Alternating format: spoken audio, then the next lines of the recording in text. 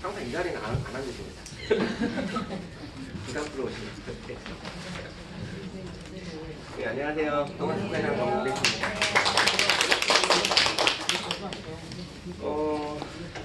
일단 오늘 하기 전에요. 제가 간단히 좀 설명드릴게. 일단 9월에는 추석 연휴가 있어서 스터디 한 차례만 진행 예정이고요.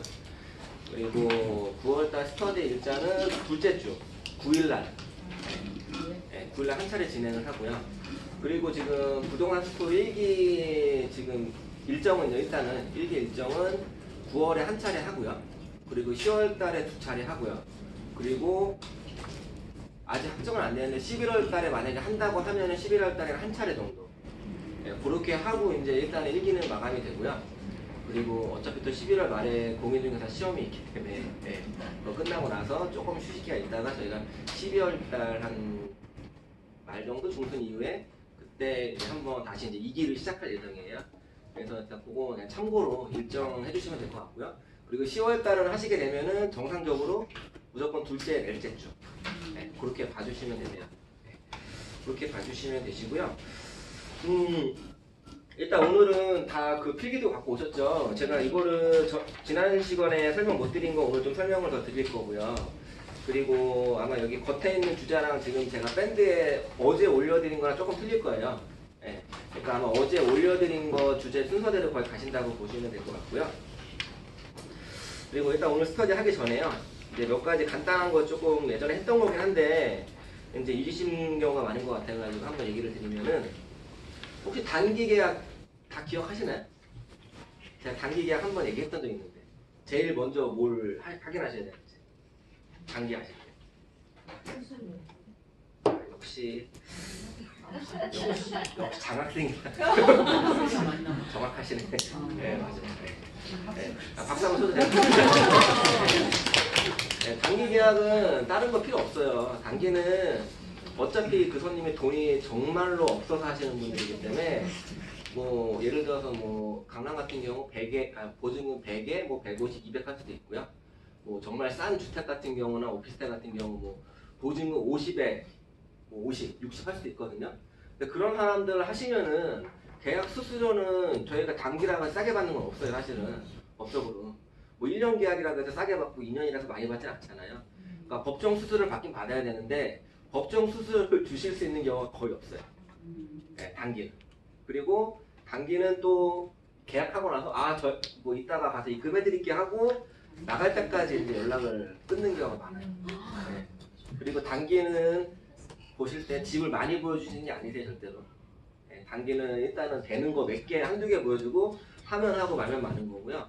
그리고 단기는 일단은 제일 중요한 거는 전화 상담을 받으시면은 일단 물건 상담해 주시고 수수료까지 얘기가 끝나야 돼요. 네.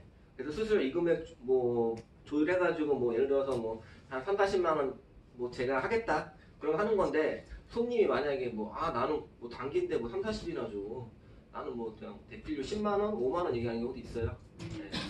그러면 이게 문제가 뭐냐면 수수료 얘기 안 하고 내가 방을 보여주고 계약을 하려고 그래요. 근데 수수료가 틀어졌어요. 저랑 저 기분 나빠서 안 해요. 그 손님 어디 가서 할까요? 옆에 가서 하죠. 옆에는 그냥 5만 원, 10만 원 하겠죠. 그냥 하겠다고 하니까. 네. 그렇게 물건 뺏겨버린단 말이에요.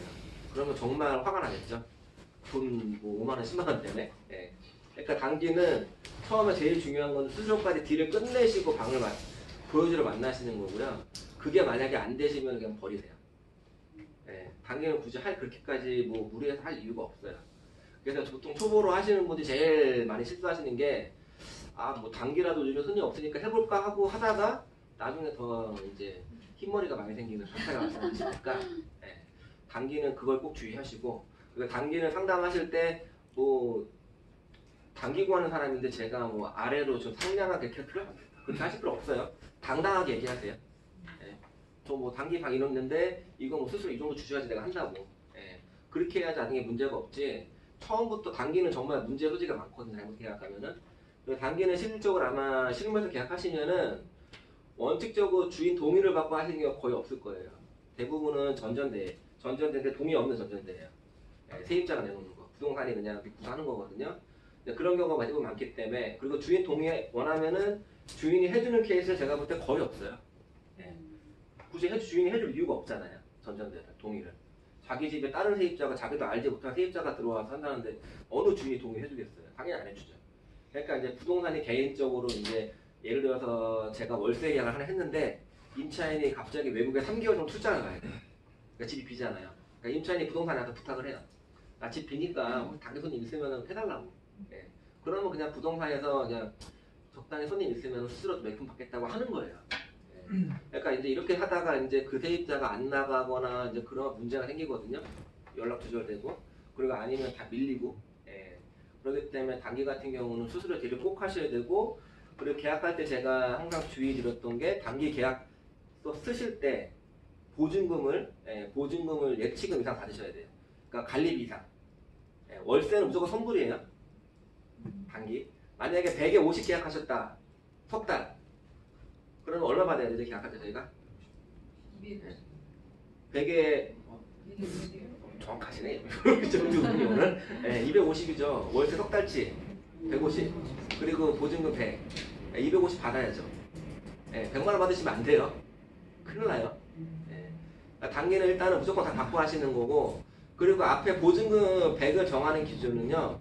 어차피 월세는 선불이니까 문제가 없을 거고 몇 달치든 간에 일단 관리비를 넉넉하게 잡으셔야 돼요.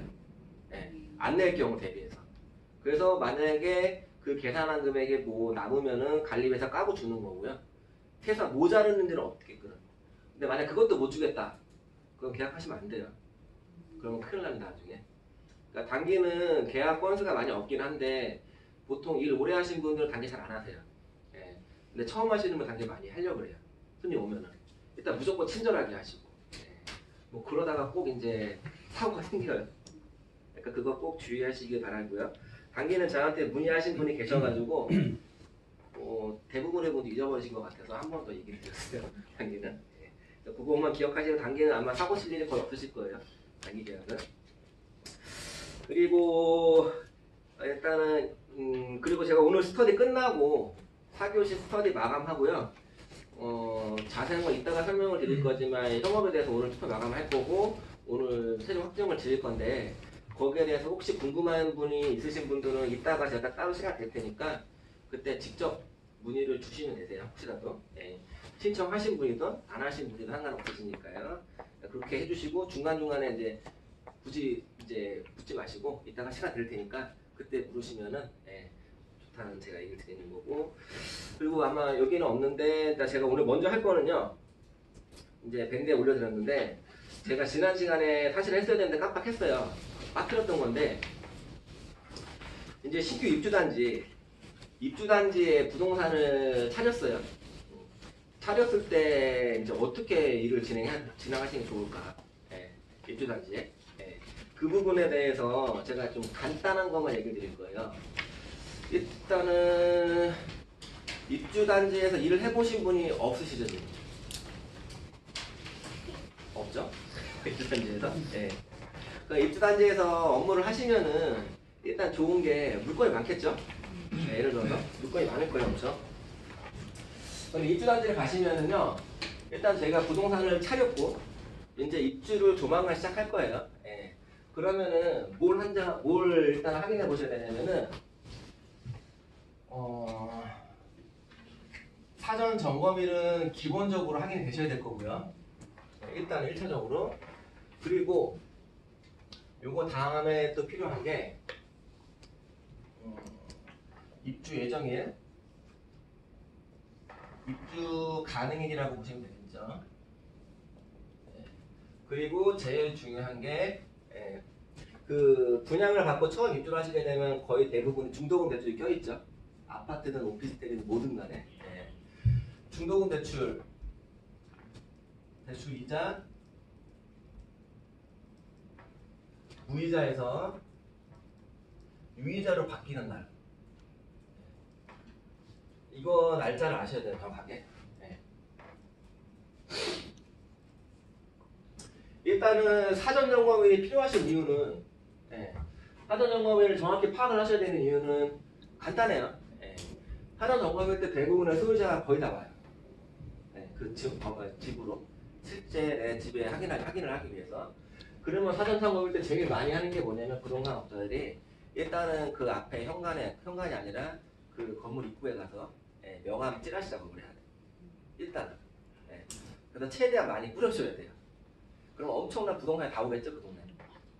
사전 점검일날. 일단은 그거 PR을 당연히 해야 되기 때문에 사전 점검일날 그걸 하셔야 되고, 또 하나는 뭐가 필요하시냐면요. 내가 아파트랑 구조가 솔직히 뭐 큰 차이는 없긴 하지만은 만약에 제가 그 집을 실제로 한번 볼 수 있다고 하면은 더 상당한 도움이 되겠죠. 근데 그 집을 내가 실제로 볼 수 있는 기회가 별로 없어요. 먼저 볼 수 있는 기회가. 그리고 뭐 광고라도 우리는 사진 하나 찍으면 좋긴 한데 그럴 기회가 없거든요. 그러면 사전 점검일을 내가 확인을 하시면은 어차피 그 전에 기본적으로 명단 작업을 하고 계실 거 아니에요? 그러면 저희 사무실에 물건을 내놓으신 주인분도 있을 거고, 그러면 그 중에 통화하시다가 좀 괜찮은 주인이 있다. 까칠하지 않고. 그러면 그분한테는 얘기해서 뭐 사모님 오늘 뭐 점검일 나와서 집 보러 가실 거면은 혹시라도 뭐 제가 뭐 주위에서 보고 있는지 뭐 겸사겸사해서 제가 같이 가서 좀 봐드릴게요 하고 얘기를 해서 같이 가서 한 집 정도는 가서 보는 게 좋다. 가능하면 많이 보면 좋겠죠. 구조별로 기본적으로. 그리고 보실 때 기본적으로 필요한 거는 그냥 집 구조 보시는 게 아니고요. 내가 라인에 따라서 어떤 방향이 나오고 어떤 전망이 나오는지 파악을 하실 수 있게끔 보셔야 돼요. 기본적으로. 그래서 이거를 보러 가기 전에는 단지 구성도랑 그리고 대략적인 위치는 충분히 사전 조사를 하고 가셔야 돼요. 그걸 안 하고 가셔서 막 보시고만 생각하려고 하면은 정리가 안 돼요. 그래서 사전 점검일은 그런 목적으로 꼭 내가 확인하셔야 되기 때문에 정말 중요하고요. 그리고 입주 예정일 같은 경우는 뭐 이거는 당연하겠죠. 입주 예정일을 알아야지 내가 임대 계약을 하던 전세 계약을 하던 그렇게 당연히 계약을 진행할 수 있기 때문에 입주 예정일 정도는 기본적으로 아셔야 되고요. 사실 이 중에서 제일 중요한 날짜는 이날이에요. 이날이 제일 중요해요. 증거금 대출 이자가 무이자에서 유이자로 바뀌는 날. 지금 아마 올해 같은 경우 아파트 대출이 지금 몇 군데 같은 경우는 지금 금융 규제 때문에 무이자에서 유이자로 바뀌는 곳도 있긴 하거든요. 근데 기존에 대부분의 지금 이미 분양이 된 상태의 아파트들이나 오피스텔 같은 경우는 다 아시겠지만 거의 다 무이자예요. 그렇죠? 그럼 무이자면은 뭐 이거 하나 상식이긴 한데 저희가 분양 계약을 하나 했어요. 아파트를. 그럼 저는 무이자인데 진짜 그 집에 이자가 안 나갈까요? 중도금 대출에 대해서 이자 나가요. 근데 그 돈을 제가 안 내는 것 뿐이에요, 그냥. 제가 안 내고 그 회사는 내주는 거예요. 쉽게 얘기해서. 그래서 이게 무이자인데 얘네가 기간을 정해놓은 게 있어요. 그 기간은 대부분 입주 예정일이랑 조금 뒤로 잡아요. 한 달 정도 안팎으로.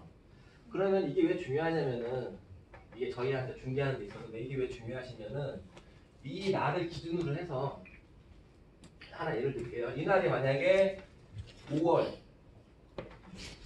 1일이라고 제가 예를 들고요. 딱 이날부터 바뀌어요. 무이자에서 유이자로 대출이. 그리고 입주가 시작한 날짜가 3월 1일부터 가능해요. 3월 1일부터. 그리고 뭐 사전 점검일이 예를 들어서 2월 1일이라고 제가 가정을 할게요. 그러면 한번 지금부터는 부동산 중개업자가 아니라 내가 분양받은 사람이라고 한번 생각을 해보세요. 입자를 바꿔서. 2월 1일 날 제가 이거 분양받아서 집 보러 왔어요. 뭐 여유 있겠죠? 뭐 급한 거 없잖아요. 그쵸? 근데 날짜가 3월 1일 됐어요. 입주 시작이 현재. 3월 1일 됐는데 급할까 안 급할까 제가 주인이. 임대를 가야 돼요. 이날도 별로 안 급해요, 사실은. 근데 만약에 날짜가 3월 1일에서 한 4월 15일 됐다. 이때까지 방이 안 나갔어요. 엄청 급하겠죠, 마음이. 그렇죠? 그리고 5월 1일이 지났어요. 이때까지 내가 방을 못 뺐어요. 이제 유이자는 바뀌었죠. 그러면 임대 마음이 엄청 급하겠죠, 진짜. 그렇죠?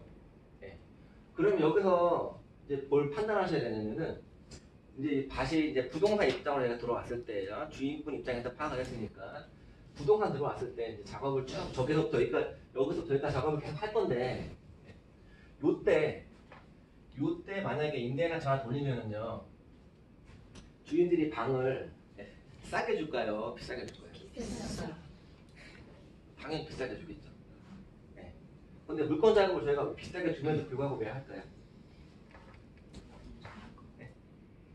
이거 왜 하냐면은 대부분의 목적이 만약에 이게 천대자라고 하면은 임대 볼게. 이 중에서 한 70% 정도는 비싸게 나요. 네. 근데 임대를 놨을 때, 근데 이 중에 보통 한 20, 30%는 시세를 몰라요. 네. 20, 30% 정도. 초반에.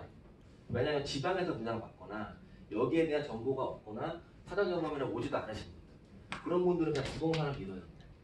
이 정도인 거예요. 쉽게 얘기해서.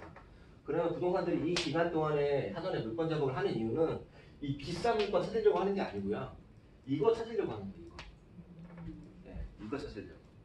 왜냐면은 다른 집 같은 경우 예를 들어 24평인데 24평의 전세가가 다른 집은 뭐 다 3억 5천, 뭐 3억 3천 최저가 이래요.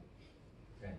근데 요런 집 같은 경우는 얼마까지 나오냐면 예를 들면은 뭐 3억 1천, 3억 나왔다. 네. 이런 집들이 있어요. 네. 이 집은 빨리 계약해야겠죠. 이 집 찾으려고 하는 거예요. 제 목적은. 이거 계약하려고 하는 게 아니라 이 비싼 거는. 비싼 거는 어차피 계약 못해. 어디 가도 다 있어요. 비싼 물건은. 쉽게 얘기해서. 그럼 물건 공략을 할 때 일단 이때 목적으로 하는 거는 이 물건을 찾으려고 하는 거고요. 여기서 한 단계 더 들어가면은 만약에 제가 이 물건을 확보를 했어요. 예, 광고를 올려야죠. 그쵸? 광고에 올릴 때 이걸 올릴까요? 이걸 올릴까요? 예? 싼 거 다 뺏기죠. 이거 올리면 안 되죠, 당연히. 예? 아니, 광고 제 얘기 드렸잖아요. 예. 이건 반대로 가야죠. 만약에 내가 다른 부서가 다 이렇게 올렸는데 내가 힘들게 찾아가지고 3억 손에 내는 주인 하나 찾았어요. 네, 찾았어요. 아, 신난다 그러고 네이버나 뭐 날개 뭐 이런 데 다 올려놨어요. 그걸 다른 부동산이 금방 알까요? 모를까요? 금방 알아요. 네. 그러면 내가 조사한 거 의미가 없죠.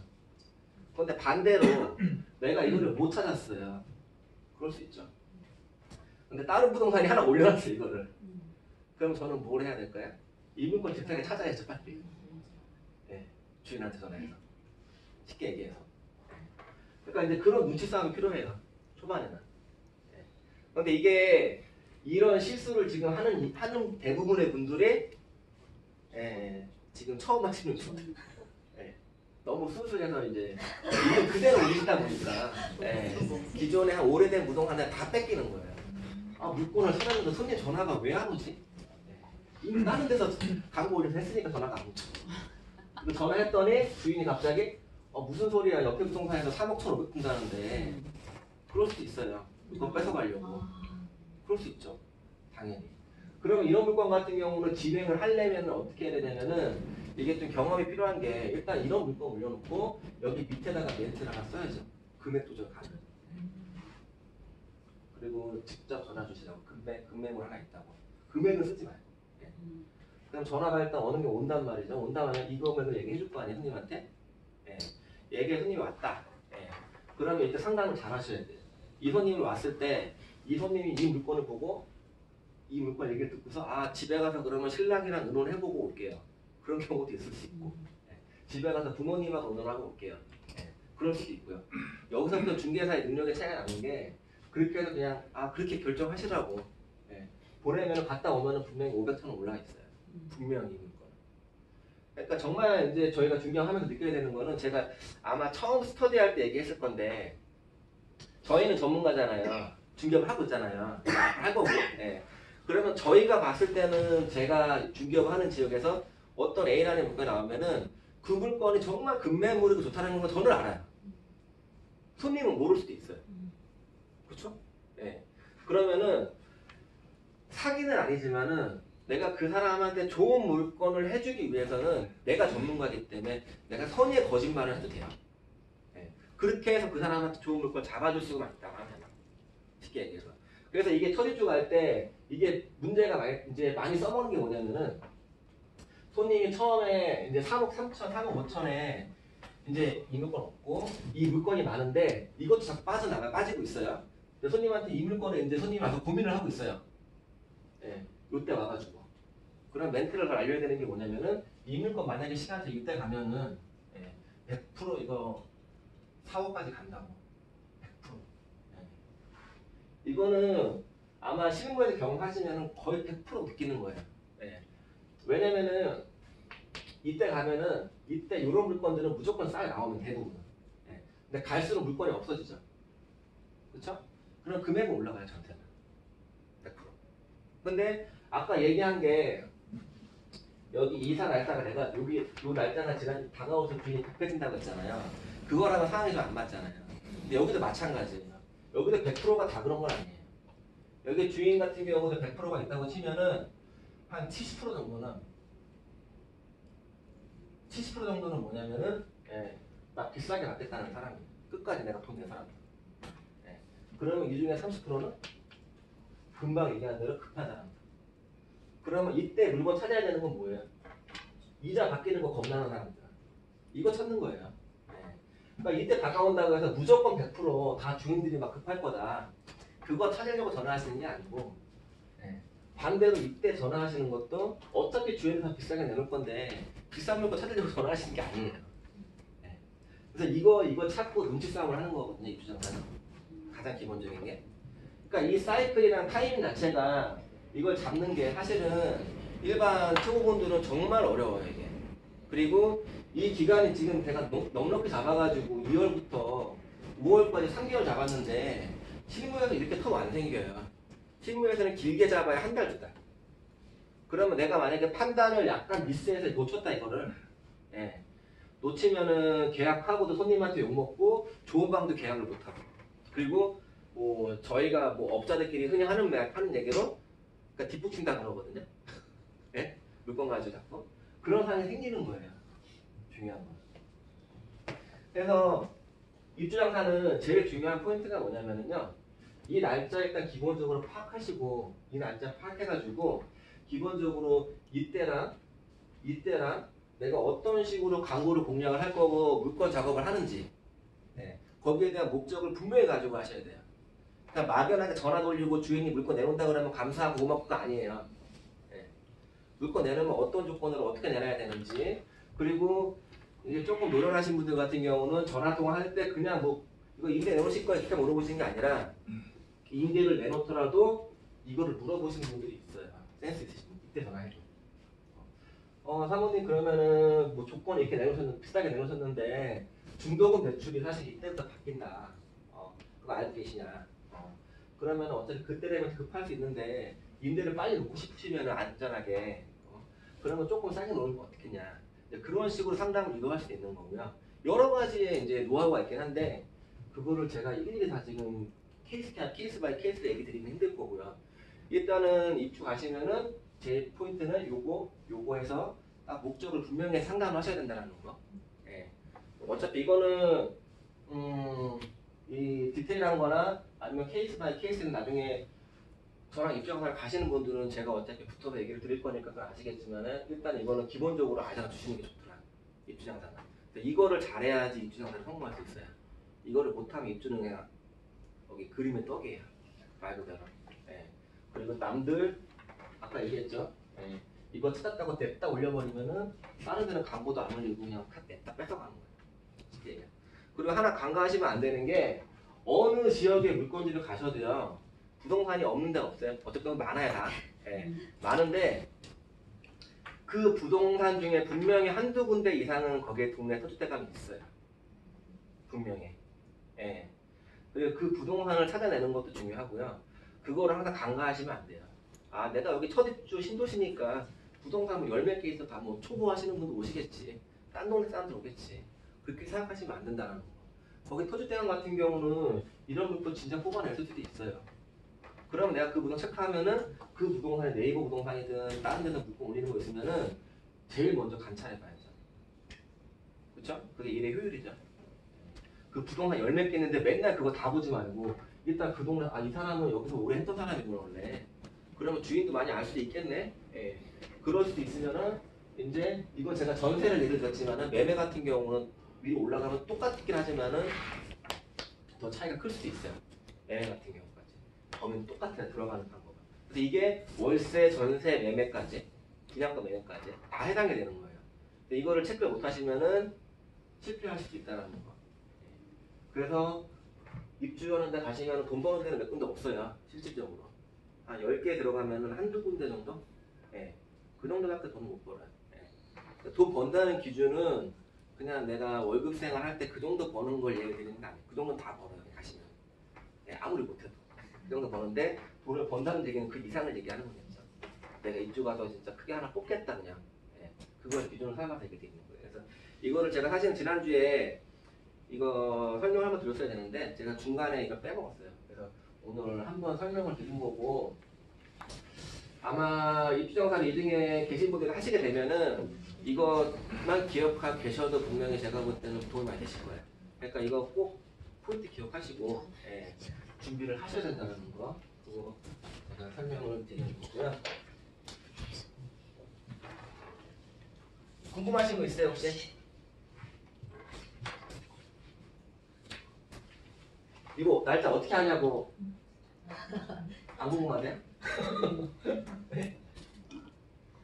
이거 날짜 어떻게 하냐면요 어차피 그 명단은 저희가 확보했잖아요. 사전 점검 이전에 그쵸? 그럼 전화 막 하다 보면 아까 얘기한 대로 조금 협조적인 주인들이 있거든요. 그러면은 얘네가 이 날짜가 다 정해지면은요 주인한테 공문을 보내요 이메일로. 네. 뭐 관리 사무실 전화번호부터 해서 뭐 어떤 비용이 들어가고 법무사까지 모든 게 다 들어가 있는 자료를 보내줘요. 그러면은 이제 저희가 통화해서 이제 관계가 있는 주인 같은 경우는 저희가 부탁을 해서 그거 하나만 메일로 보내주든가 아니면 가까운 데 하면은 팩스를 보내달라고 하든가. 그래서 그걸 하나 확보하시면 제일 좋아요. 그냥 그걸 보고 제가 확인하면 되니까. 그 날짜가 다 써있거든요. 요거는 그냥 하나 요령이세요 그냥. 요거는.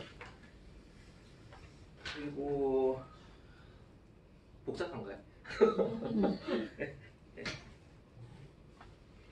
그리고 입주 들어가실 때 이제 하나 더 파악할 게 제가 여러분한테 물어보고 싶은 게 만약에 지금 입주를 예를 들어서 A 지역에서 해야 입주를 예.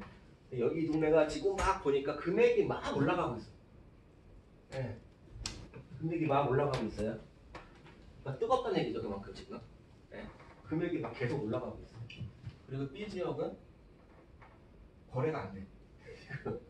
금액이 떨어지고 있어요 지금 계속 마이너스로. 그럼 내가 들어간 다음에 여기 가야 될까요? 여기 가야 될까요? 예? 입주 만약에 제가 개업을 한다면은 뜨거운 데 갈까요? 식은 데 갈까요? 네?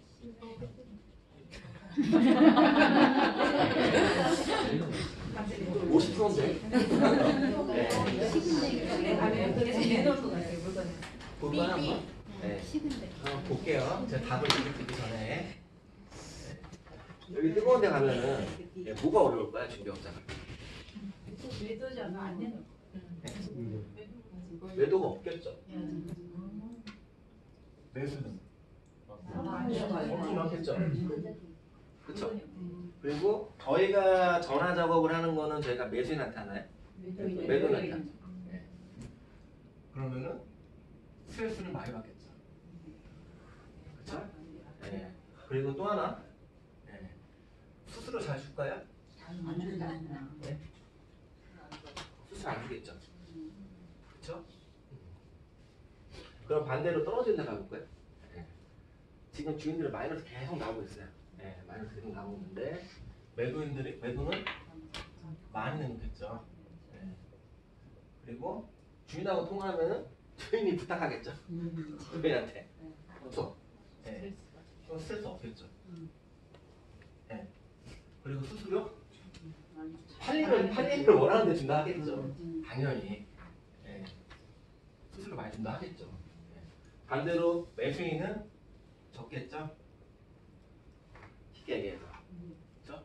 그러면은 저희가 기본적으로 중개업을 하는 데 있어서 물건지를 하는 데 있어서 매도인 자료는 A나 B나 똑같아요. 자료는 다 얻을 수 있잖아요. 명단은. 그쵸? 네. 매수인은요? 매수인은 능력에 따라 틀리겠죠? 그쵸? 근데 능력에 따라 틀리긴 한데 A 같은 경우는 능력이 좋든 없든 간에 손님이 매수인은 넘치겠죠 항상. 그럼 B 같은 경우는요? 능력이 좋아야 매수인이 많겠죠. 그렇죠? 능력이 없으면 매수인이 없을 거 아니에요, 진짜로. 그렇죠? 능력이 있어야만 매수인이 당연히 많아질 거고요. 네. 그럼 한번 잘 보세요, 이거를. 그러면 A랑 B 케이스를 보고요. A는 사실은 선택의 여지가 없어요, 사실은. 네. 내가 할 수 있는 게 많이. 내 능력과 거의 무관해요. 그렇지 않나요? 내 능력과. 그런데 B 같은 경우는 내 능력에 따라서 할 수가 있고요. 내 능력이 부족하면 그때 가서 이제 안 되는 거예요. 그렇다고 제가 B를 권장하는 건 아니에요. 제가 말하고 싶은 정답은 A나 B나 A라고 해서 잘 되고 B라고 해서 못 되고 그런 건 없다는 얘기를 하는 거예요. 지금. 중요한 거는. 그런데 대부분의 분들이 지금 막연하게 여기를 생각하시는 분들이 많아요. 대부분. 이거를 생각 안 하는 거예요. 이거 생각해 보신 분 계세요 혹시? 없을걸요 아마도.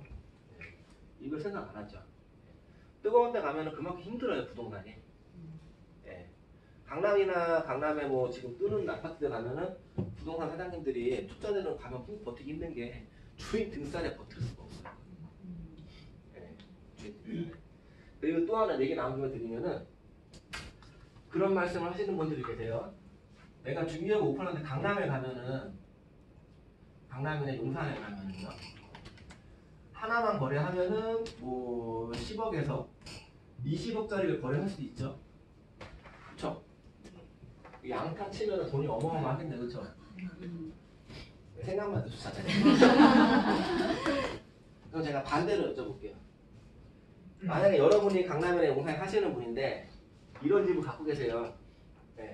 이런 집을 갖고 계신데 제가 물건을 팔려고 내놓을 거예요. 내놓을 건데 부동산이 A부터 F까지 엄청 많은데 이 많은 부동산 중에서 다 틀리겠죠. 또 초보인 분이 계시고 뭐 5년 차, 10년 차, 15년 차 어떤 분은 막 30년 되신 분이 있어요.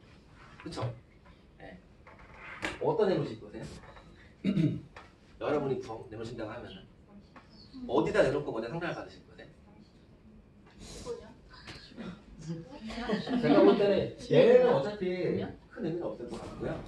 여기는 절대 아니라는 건 확실해요. 만약에 여러분들이 이재산 갖고 계시면은요, 이재산 갖고 계신 분들은 부동산에 대한 지식이 최소한 웬만한 중개사만큼 갖고 계세요. 자기 자산 이만큼 되신 분들은. 뭐 증여, 양도 그런 거 웬만큼 더 많이 하는 경우도 있어요. 그런데 이분들이 쭉 내놓으러 갔는데 여기 가면 뭐라 그럴까요? 욕하고 나와요 그냥. 그리고 겁나 터무니없이 비싸게 내고 나온단 말이에요. 근데 여기 갈수록 뭐 같으냐면은 가면 갈수록 뭐 같으냐면 이 동네 상황을 잘 아시겠죠. 동네 파악을. 그러면 주민한테 진짜 합리적인 금액이 어느 정도고